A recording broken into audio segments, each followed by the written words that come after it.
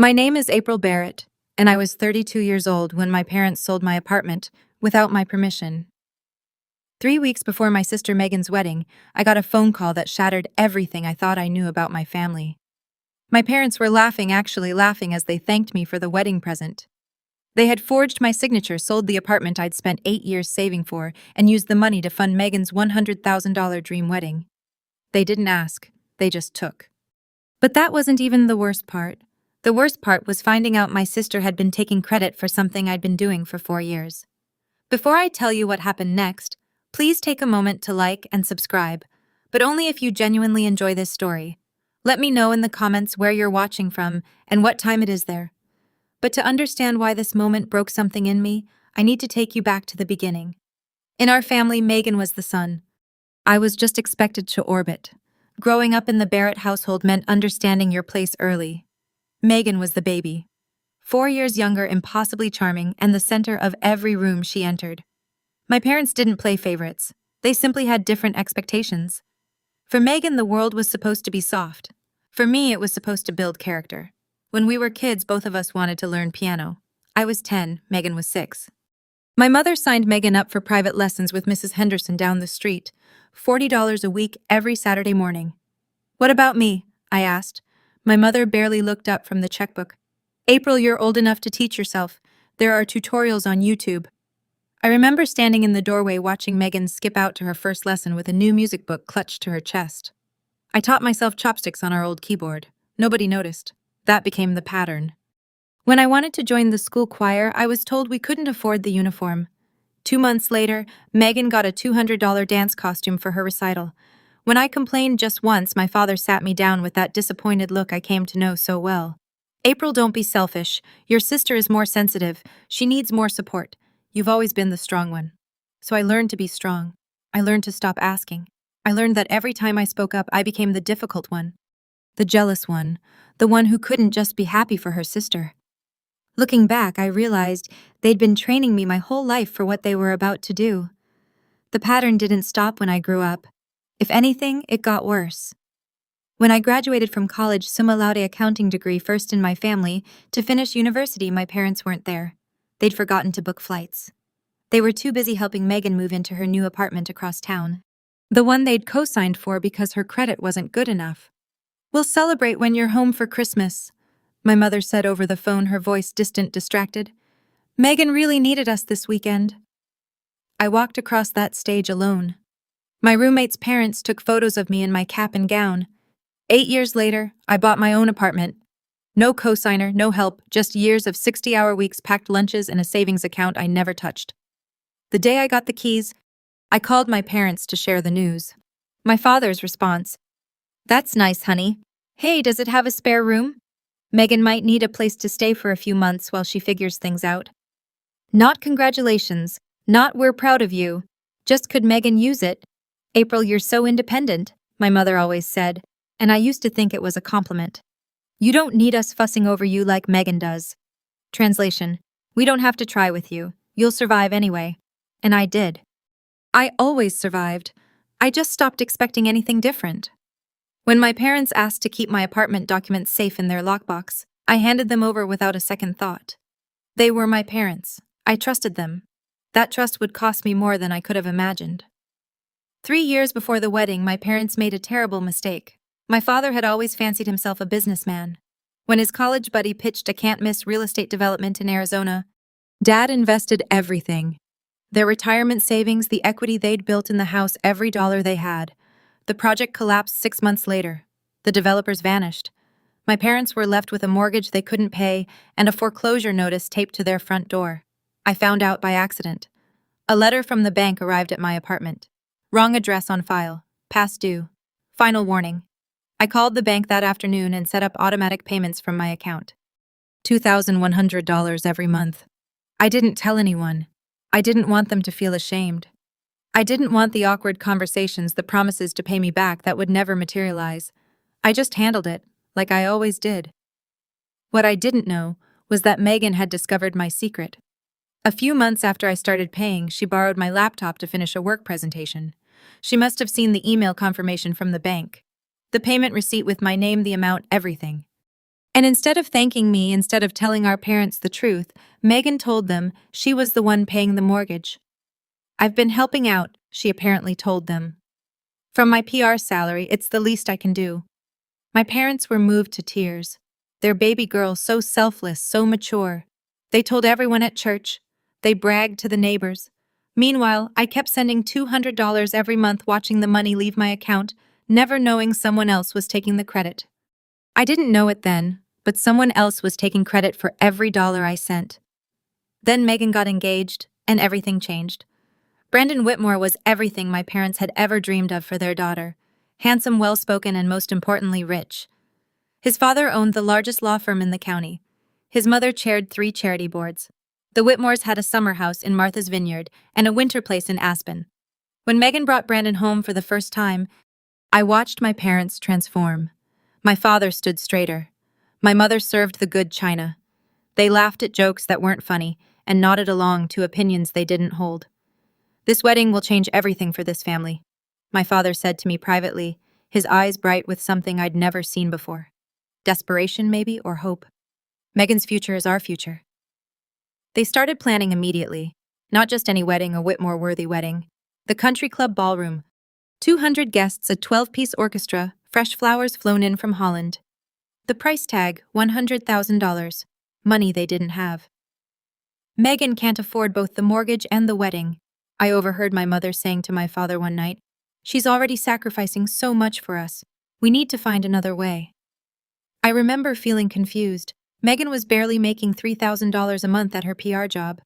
How was she supposedly paying a $2,100 mortgage? But I dismissed the thought. Maybe she'd gotten a raise. Maybe Brandon was helping. I had no idea my sister was living a lie and that my parents were about to make me pay for it. My mother started looking at my apartment listing online that same week. I didn't know that either, not yet. My apartment wasn't just a place to live. It was proof that I existed. 8 years of my life had gone into those walls. Every promotion I'd earned, every vacation I'd skipped, every no I'd said to dinners and drinks and weekend trips. It all lived in that 800-square-foot space with the bay window overlooking the park. I'd painted the bedroom myself, a soft sage green that made mornings feel gentler. I'd saved for 6 months to buy the couch, a splurge I'd almost talked myself out of. The kitchen was small, but it was mine.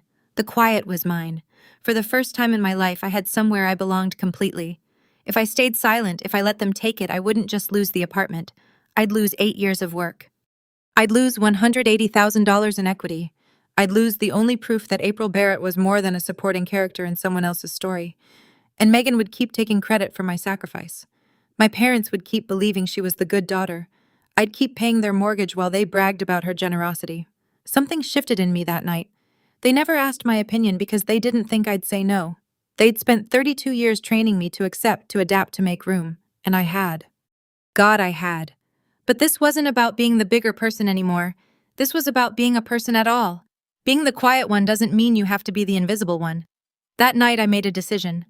For the first time in my life, I was going to fight back, and I was going to expose everything. The call came on a Tuesday afternoon. I was at my desk reviewing quarterly reports when my mother's name flashed on my phone. "Honey?" She was laughing. I could hear my father in the background chuckling along. "We just wanted to thank you for the wedding present." I set down my pen. "What present?" "Your apartment, sweetheart. We sold it, got a great price too. The buyer paid cash. Isn't that wonderful?" The room tilted. My hands went cold. "You what?" "We knew you'd understand." Her voice was warm, completely oblivious. "You've always been so generous, and Megan's wedding is going to be just beautiful now. The florist alone." I didn't agree to this. A pause. My father's voice came through, patronizing and firm. "April, don't be dramatic. It's just an apartment. It's my apartment. We're family." My mother again, that patient tone she used when explaining something obvious to a slow child. "What's yours is ours. That's how family works. Besides, you'll find another place. You're so capable." Capable. The word they used when they meant disposable. My throat was closing. "How did you even— I didn't sign anything." Silence. Then my father cleared his throat. "We handled the paperwork. You'd given us the documents years ago, remember? We just facilitated things." Facilitated? They'd forged my signature. They'd committed fraud and they were laughing about it. The closing is next week, my mother added brightly. We really appreciate you, honey. We always knew we could count on you. I hung up without saying goodbye. They were still laughing when the line went dead. They had no idea what they'd just done. But I was about to find out exactly how deep this went. Claire Donovan had been my best friend since our first week of college. She was also one of the sharpest real estate attorneys in the city. They did what? Her voice went flat when I told her. Sold my apartment, forged my signature. They think it's done. Give me an hour. 47 minutes later, Claire called back. The transaction isn't finalized. They signed a purchase agreement, but the closing hasn't happened yet. The title company flagged some inconsistencies with the signature. It doesn't match your records on file. Relief flooded through me, followed immediately by rage. So it's not legal. It's fraud, April. You could press charges. I sat with that for a moment. Criminal charges, against my own parents. There's something else I need to understand, Claire said carefully. I've been trying to piece together your family's finances. Your mom mentioned to someone at the grocery store that Megan's been paying their mortgage for years. She was bragging about it. My blood turned to ice. What did you say? She said Megan's been covering the mortgage. Has been for a while now. Called her the selfless one. My hands started to shake. That's not possible. I've been paying that mortgage for 4 years. Every statement comes from my account. Every receipt has my name. A long pause. April, are you sure? I have every bank statement, every confirmation email. It's my account number, Claire. My routing number. My name. Another pause, heavier this time. Then Megan's been lying to them. She's been taking credit for your money. The room spun. My sister hadn't just stayed silent. She'd actively claimed my sacrifice as her own for 4 years. I need to see everything, I said quietly. Every record. And I need to know exactly what my sister told them. I drove to my parents' house that evening. No warning, no plan, just a need to look them in the eyes. My mother opened the door with a smile. April, what a nice surprise. We were just talking about the seating chart. I stepped inside. My father was at the kitchen table, papers spread everywhere, wedding invoices. Why didn't you ask me? My voice was calm. I'd practiced calm. My mother's smile flickered. Ask you what, honey? About my apartment. About selling something that belongs to me. My father waved his hand dismissively. We've been over this, April. It's done. The wedding is in 3 weeks. Let's not make this difficult. I sat down across from him. By the way, I said, keeping my tone conversational, how has Megan been managing to pay your mortgage all these years on her salary? My mother's face lit up. She's been wonderful. $200 every month like clockwork. Such a selfless girl. Interesting. I leaned back. And she told you this herself? Well, of course. Oh, are we talking about me? Megan appeared in the doorway, still in her work clothes. She looked at me and something flickered across her face. Recognition, maybe. Awareness. Then she smiled, that same sweet, practiced smile I'd seen my whole life. Yes, she said smoothly. I've been helping out. It's what family does. She looked right at me when she said it. She knew I knew and she didn't care. It's my wedding, April. Megan's voice sharpened. For once, can something be about me? I stood up. My mother was saying something about gratitude, about family, about not making waves. I wasn't listening. I walked out without another word, but I wasn't done, not even close. Now, before I tell you what happened at the wedding, I want to ask you something. Have you ever had someone take credit for your hard work? Drop a yes in the comments if you know exactly how betrayed I felt in that moment. And if you're invested in this story, hit that subscribe button. Because what happened next at that reception, let's just say Megan wasn't the only one who got a surprise. But first, I had to gather my evidence. Claire spread the documents across her conference table. 4 years of bank statements, each one highlighted, annotated, organized by date. 48 payments, she said. Every single one from your account. Your name, your account number, your routing number. It's all here. I stared at the stack. $2,000 times 48 months, over $100,000. Almost exactly what they were spending on Megan's wedding. There's no way Megan could have made these payments, Claire continued. I looked up her company. Entry-level PR coordinators there make about $3,000 a month before taxes. She'd have had to give up 70% of her income. She couldn't afford rent, let alone this. She knew the exact amount, I said quietly. She saw my email confirmation years ago. That's how she knew what to tell them. Claire nodded slowly. She found your evidence and used it to build her own lie. I picked up one of the statements, my name printed clearly across the top. April Barrett, not Megan. Me. You know what this means, right? Claire's voice was gentle but serious. When you show these at the wedding, you're not just exposing your parents. You're exposing Megan in front of her new husband, in front of his family. I thought about Brandon Whitmore, about the Whitmore family name built on integrity and reputation, about what they'd think of a bride who'd lied about money for 4 years. The Whitmores deserve to know who they're really getting, I said. Claire didn't argue. She just started making copies. 4 years of my money, I said almost to myself. And she smiled in my face while taking credit for every cent. That night, I dug through every email I'd ever exchanged with my parents. It didn't take long to find what I was looking for. 2 years ago, when I had hesitated about leaving my apartment documents with them, my mother had written, "Don't worry about the papers, honey. We're just keeping them safe. You know we'd never do anything without asking." A month later, my father, "We would never touch your property without your permission. It's just for safekeeping. Trust us. Trust us." I printed both emails. Then Claire sent me something that made my stomach drop. "I got added to your family group chat years ago," she texted. "Back when I helped your mom with her will, they forgot to remove me. I've been muted, but I can still see everything." She forwarded a screenshot. The message was from Megan, dated 3 weeks earlier, right after my parents decided to sell my apartment.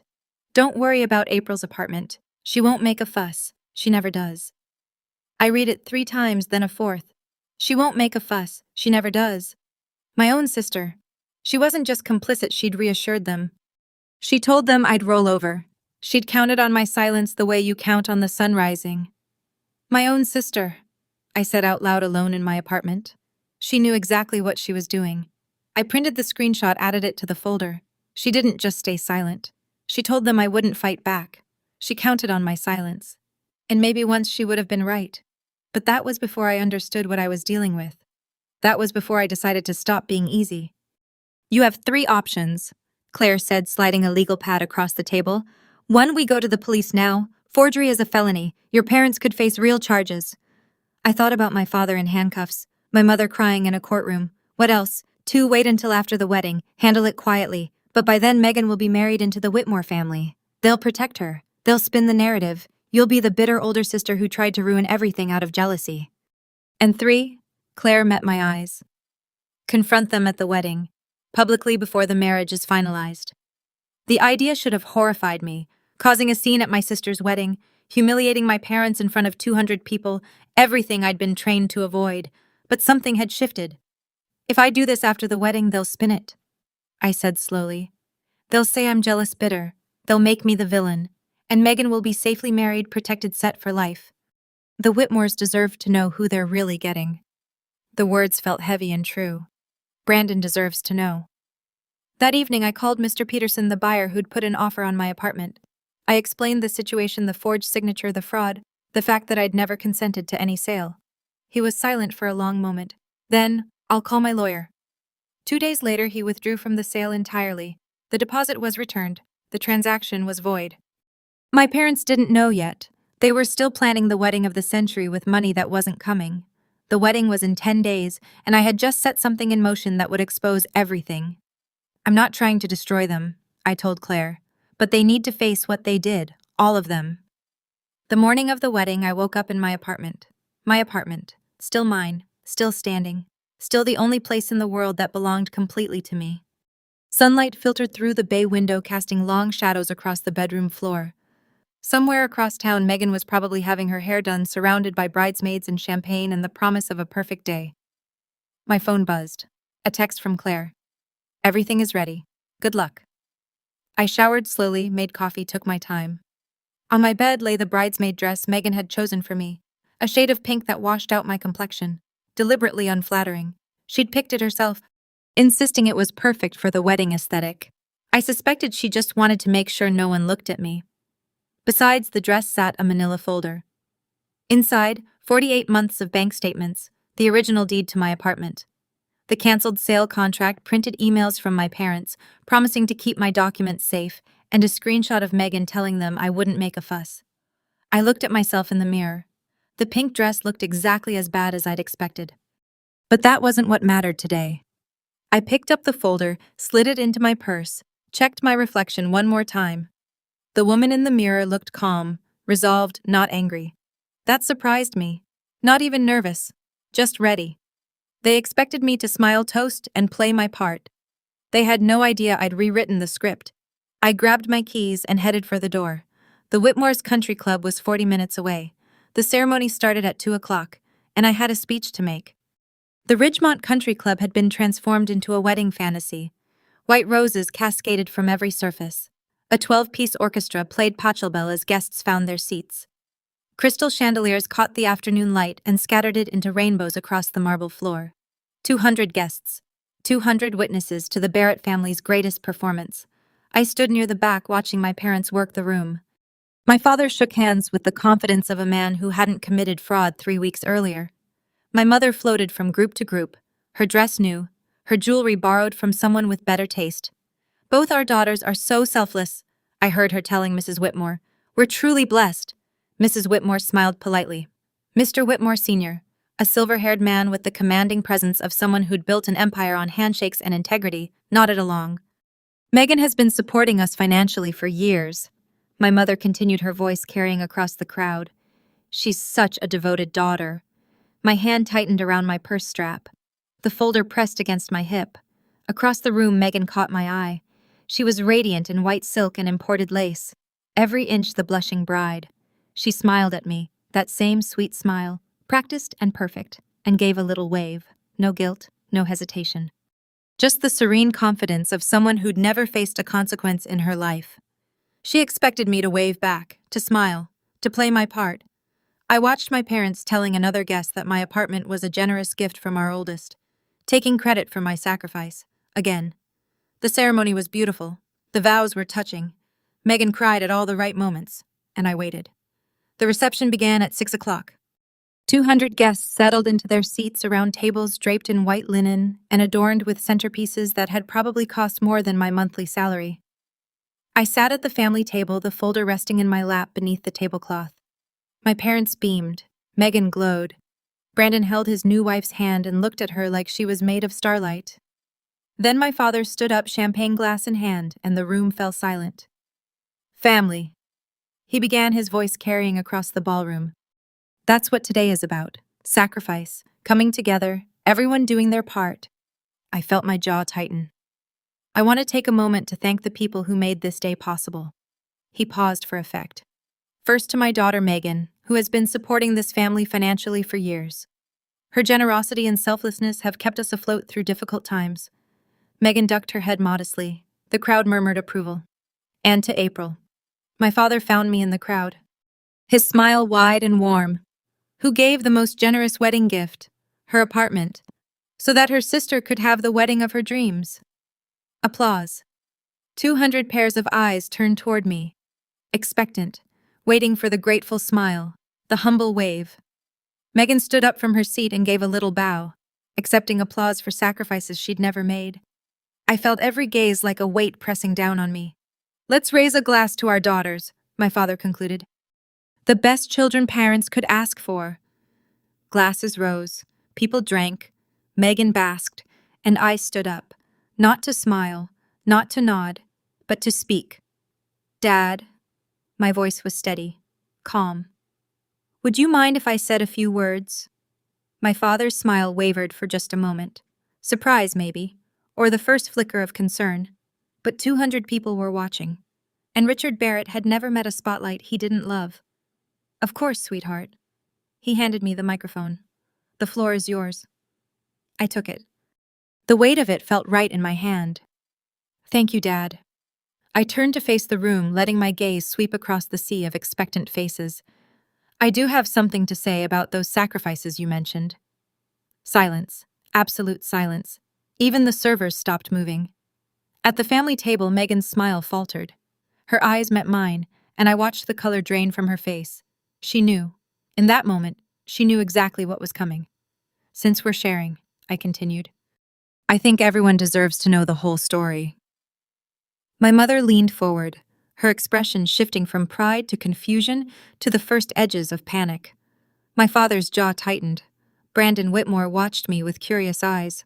His father, the silver-haired patriarch, set down his champagne glass and studied me with the focused attention of a man who'd built his career on reading people. 200 guests were watching.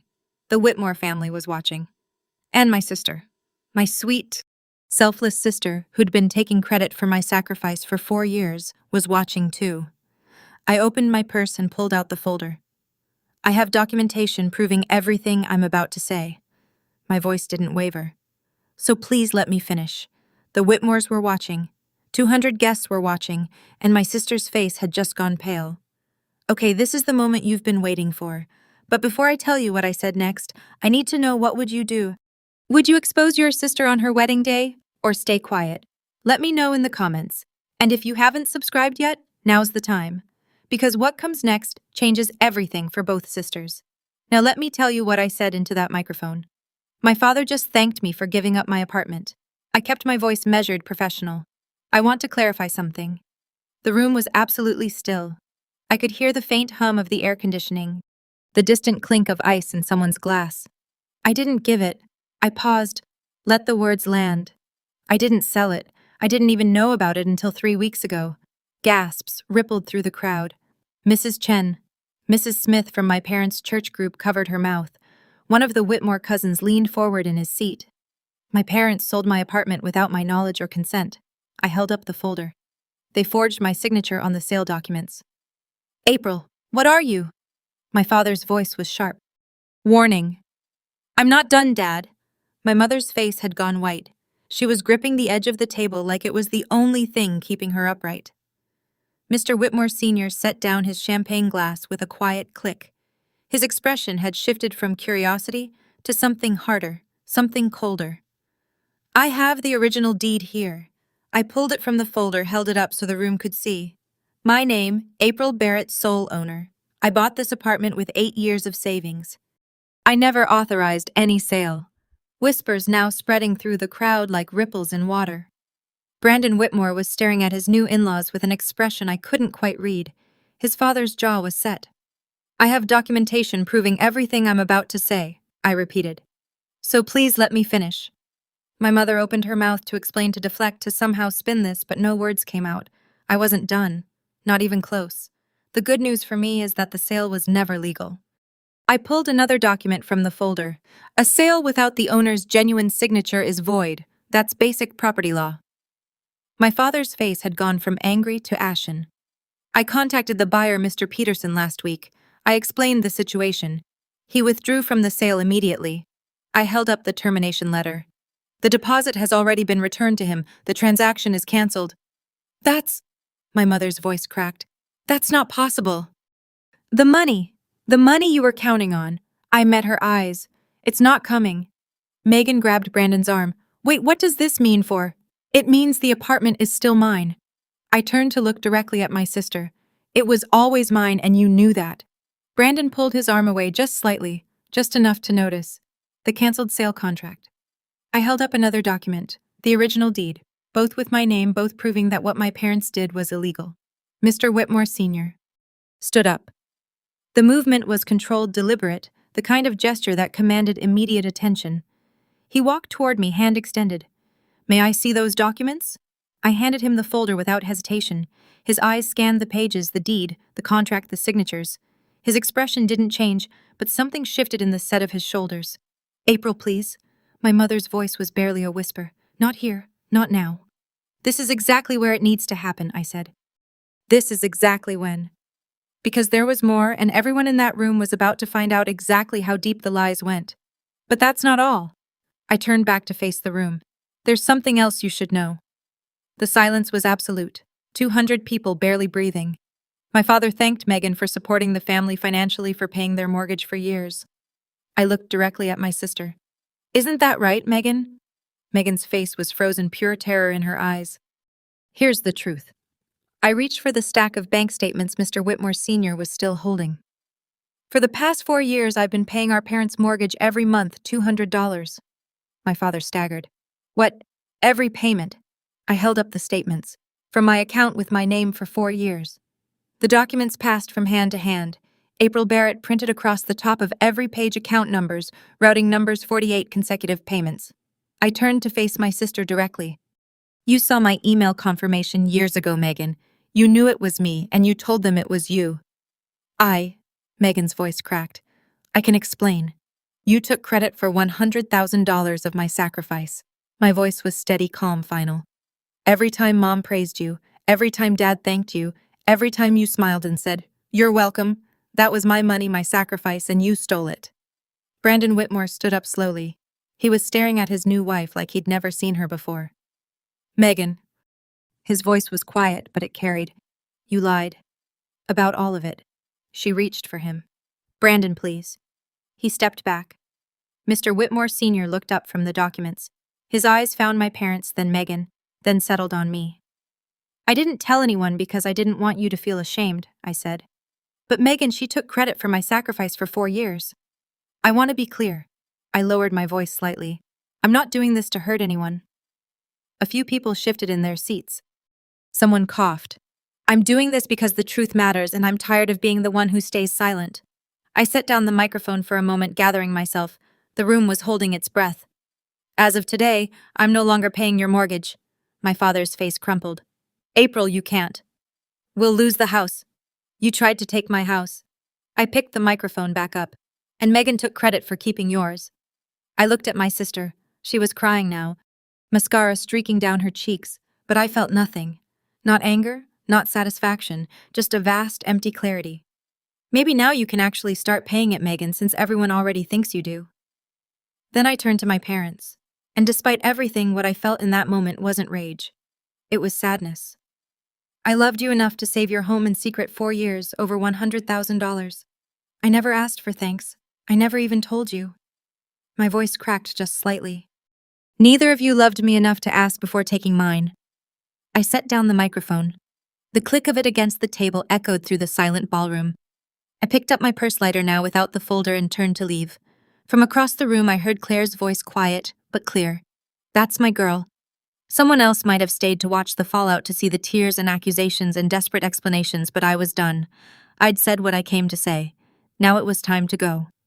The silence lasted exactly 4 seconds after I set down the microphone. Then the room erupted. Whispers became murmurs, became open conversations.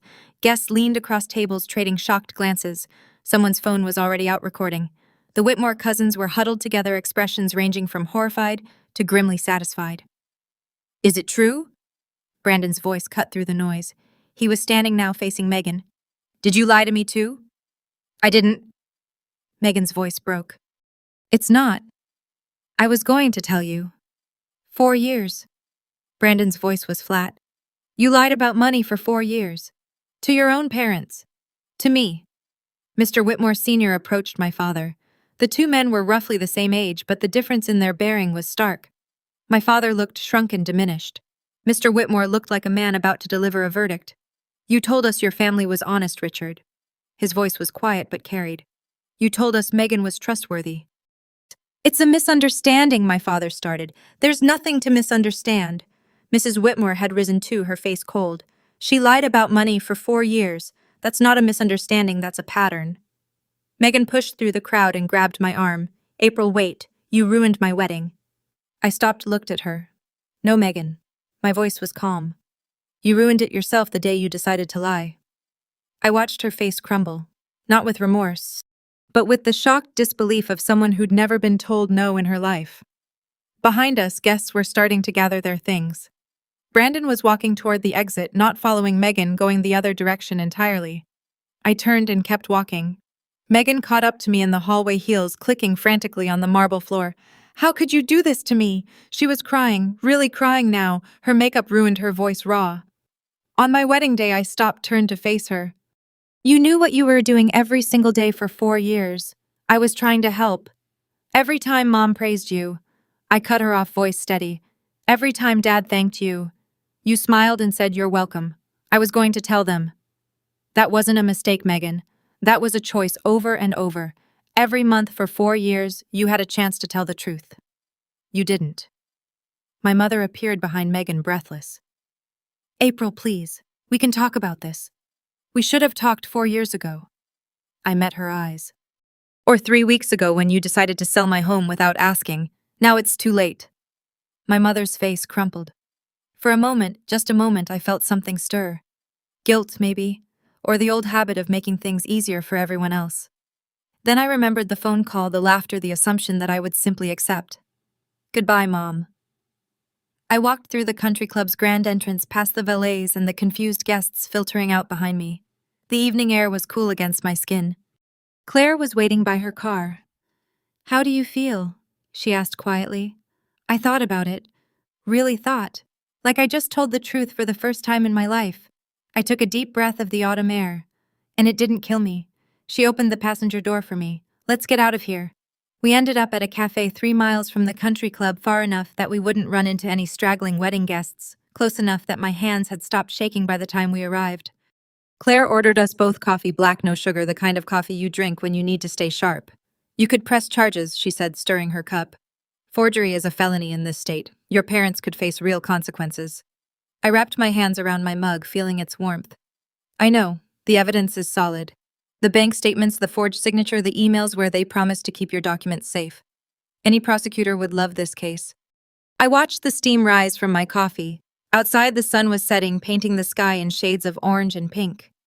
No, the word came out more certain than I expected. I don't want them in prison. I just wanted them to face what they did. Claire nodded slowly. And Megan. That's between her and Brandon now. I took a sip.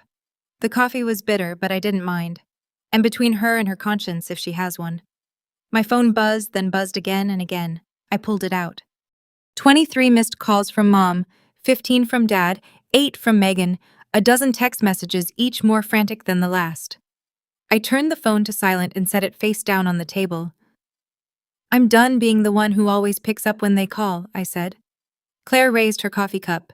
To new beginnings. I clinked my mug against hers. To new beginnings. 3 days after the wedding, the fallout was still spreading. I heard most of it secondhand from Claire, from old college friends, from the cousin who'd always secretly been on my side. The Barrett family's carefully constructed image was crumbling faster than anyone could have predicted. Brandon had moved out of Megan's apartment the night of the wedding. He'd gone straight to his parents' house and hadn't left since. Word was the Whitmore's lawyers were already drawing up annulment papers. Marriage based on misrepresentation, my cousin texted. That's the legal term they're using. Megan's PR company had put her on indefinite leave. Image concerns, apparently. A PR professional who'd lied about money for 4 years wasn't exactly a good look for a firm that specialized in reputation management. The church community was buzzing. Mrs. Smith, the one who'd witnessed my father's toast, had apparently told half the congregation before the weekend was over. My parents hadn't shown their faces at Sunday service. My phone kept lighting up with messages, some from people I barely knew. I always knew something was off. Your mom used to brag about Megan all the time, never mentioned you. I saw a video from the wedding on Facebook. You're iconic. A text from my grandmother came through late that evening. I'm proud of you, April. I always suspected Megan was hiding something. Your grandfather would have been proud too. I sat in my apartment still mine, still standing, and watched the city lights flicker on outside my window. I didn't feel triumphant. I didn't feel vengeful. I just felt quiet. For the first time in a long time, the quiet felt like peace. 2 weeks later, my father called. I almost didn't answer, but something, curiosity maybe, or the last vestiges of the daughter I used to be, made me pick up. April. His voice sounded different, older, smaller. We got a letter from the bank. I said nothing. They're giving us 90 days. After that, he trailed off. Have you asked Megan? I kept my voice neutral. She's been telling you she pays it for years. Maybe she can help now. A long silence. When he spoke again, his voice cracked. She can't. She never could. We know that now. I know, Dad. I've always known. Another pause, heavier this time. Why didn't you tell us it was you? The question hung in the air. I'd asked myself the same thing those first few months. Why hadn't I demanded credit? Why had I let them believe their golden child was saving them? Would it have mattered? I asked finally. Would you have treated me any differently? Or would Megan still have been your favorite? He had no answer. We both knew the truth. I'm not paying any more, Dad. I can't save you from this. April, please. You need to figure this out as a family. I took a breath. But I'm not part of that family anymore, not the way I was before. I hung up before he could respond. The call log showed 17 missed calls from my mother, 4 more from Megan. I didn't return any of them. For 32 years, I'd been the one who answered, the one who showed up, the one who fixed things. Someone else's turn now. 2 months later, the house sold. My cousin sent me the listing when it went up $285,000 price to move. It sold in 11 days, barely enough to cover the outstanding mortgage and the bank fees. My parents walked away with almost nothing. They moved into a 2-bedroom apartment across town, the same complex where Megan was now living, I heard later. The annulment had been finalized.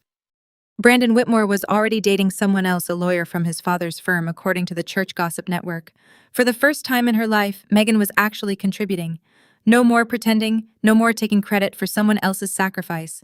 Just a $3,000 monthly salary and real bills to pay. I didn't reach out. I didn't gloat. I just lived my life. Then one evening a letter arrived. No return address, but I recognized my mother's handwriting. I almost threw it away. But something made me open it. Dear April, I'm sorry for everything, for not seeing you, for always putting Megan first, for believing her without question when we should have known better. You deserved a mother who noticed. You deserved parents who celebrated you the way we celebrated your sister. We failed you, and we don't have any excuse. I don't expect you to forgive us, but I wanted you to know, I see it now. I see what we did. I see what you gave us all those years, and how we never once said thank you. Your father is too proud to write this, but I'm not. You deserved better. Mom. I read it twice, then set it on my kitchen counter. It's a start, I said to no one, but words are cheap. Actions take time. 6 months after the wedding, I sat in my apartment watching the sunset through my bay window. The same apartment, still mine, but somehow everything about it felt different now. I'd repainted the bedroom a deeper shade of green, bought new curtains, replaced the old couch with something I'd actually picked out myself, not just settled for. The space felt lighter somehow, like it could finally breathe. Claire came over for dinner every Thursday now. We'd cook something ambitious, drink wine, and talk about everything except my family. You look different, she said one evening, studying me across the table. Lighter. I stopped caring people who would never care me. She raised her glass. I raised mine. Work was better too. The promotion I'd been chasing for 2 years finally came through. The extra $800 a month money that used to disappear into my parents' mortgage stayed in my account now. I'd started a travel fund, booked a trip to Portugal for the spring. 32 years of saving everything for everyone else. 32 years of being the backup plan, the safety net, the reliable one who never asked for anything. Now finally, I was learning to spend something on myself. My phone buzzed. A text from a number I hadn't blocked. Megan. I'm sorry for everything. Can we talk? I stared at it for a long moment. A year ago, 6 months ago even, I would have answered immediately. Would have smoothed things over, made peace. But I wasn't that person anymore. I set the phone down, took another sip of wine, watched the last rays of sunlight fade from the sky. Maybe someday, but not today. You might be wondering if I'll ever forgive them. Honestly, I don't know yet.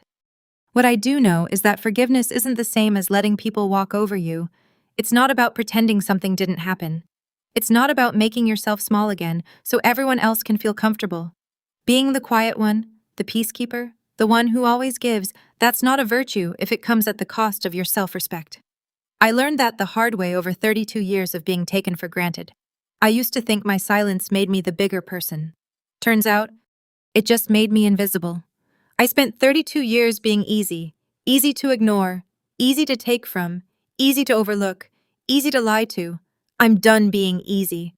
My phone buzzed again, Megan's text still glowing on the screen. I'm sorry for everything. Can we talk? I picked it up, read the message one more time, then I typed back. Actions, not words. Show me you've changed, then we'll talk. I hit send. Maybe she would. Maybe she wouldn't. Maybe my parents would find their way back to me someday with more than just letters and apologies. Maybe they wouldn't, but that wasn't really the point anymore. The point was that I'd finally stopped waiting for them to see me. I'd stopped needing their approval to know my own worth. Family isn't about blood, it's about respect. And respect goes both ways, or it goes nowhere. I looked around my apartment still mine, always mine, and smiled. For the first time in my life, I didn't need anyone's permission to be enough. I already was. And that's my story. If you've ever been the quiet one who someone took credit for, the one who gave and gave while others stole the spotlight, I see you. Drop a comment. What's your boundary now?